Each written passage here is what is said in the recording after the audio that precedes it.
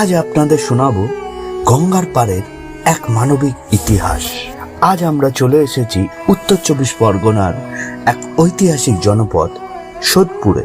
গঙ্গার পাড়ে দাঁড়িয়ে থাকা এমন এক জায়গায় যেখানে ইতিহাস, ধর্ম আর মানবিকতার গল্প একে অপরের সঙ্গে অদ্ভুতভাবে জড়িয়ে আছে। এই জায়গাটির নাম হলো 12 মন্দির ঘাট। গঙ্গা শুধু একটি নদী নয়, গঙ্গা বাংলার সভ্যতা, বিশ্বাস আর ইতিহাসের ধারক।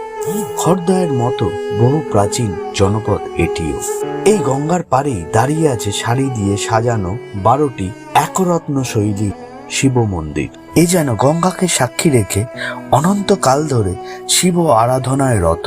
শিবরাত্রি, সোমবারের পুজো বা বিশেষ তিথিতে আজও এখানে ভক্তদের ভিড় চোখে পড়ার মতো।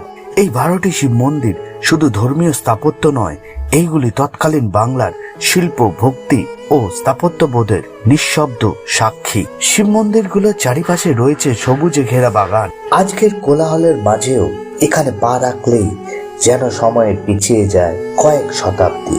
এবার আপনাদের বলবো সেই মানবিক ঘটনাটি, যে কারণে এই ঘাটটি তৈরি হয়েছিল। আনুমানিক 200 বছর আগে নবীনচন্দ্র দত্ত এই ঘাটটি তৈরি করেছিলেন। তিনি ছিলেন এই পানিহাটি অঞ্চলের এক সম্ভ্রান্ত এবং প্রভাবশালী ব্যক্তি। নদীপথে কোথাও যাওয়ার জন্য একদিন ঘাটে এসে পৌঁছালেন দত্তবাবু। নৌকায় ওঠার আগেই তার কানে আসে চিৎকার, চেঁচামেচি আর এক মহিলার আর্তনাদের শব্দ। তিনি দেখলেন এক গর্ভবতী মহিলা ভিড় আর পিচ্ছিল ঘাটের কারণে তিনি পড়ে গিয়েছেন।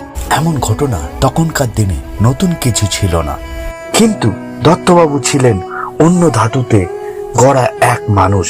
তিনি শুধু দেখে চলে যাওয়ার মানুষ নন। সেই মুহূর্তেই গঙ্গার পাড়ে দাঁড়িয়েই তিনি সিদ্ধান্ত নিলেন এমন একটি ঘাট বানাতে হবে যেখানে আর কোনো গর্ভবতী মহিলা, কোনো সাধারণ মানুষ এইভাবে বিপদের মুখে না পড়ে। এই সিদ্ধান্তের পর আর দেরি করেননি তিনি। শুরু হয়ে গেল কাজের প্রস্তুতি।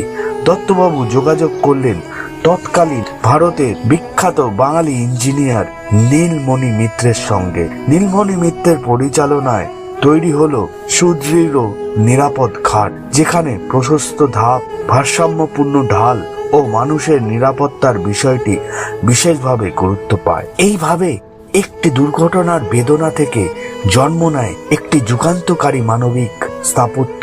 ভিডিওটি ভালো লাগলে লাইক, শেয়ার এবং সাবস্ক্রাইব করে পাশে থাকবে। আবার দেখা হবে কোনো এক নতুন গল্প নিয়ে, কোনো এক নতুন জায়গায়। ততদিন ভালো থাকবে, সুস্থ থাকবে।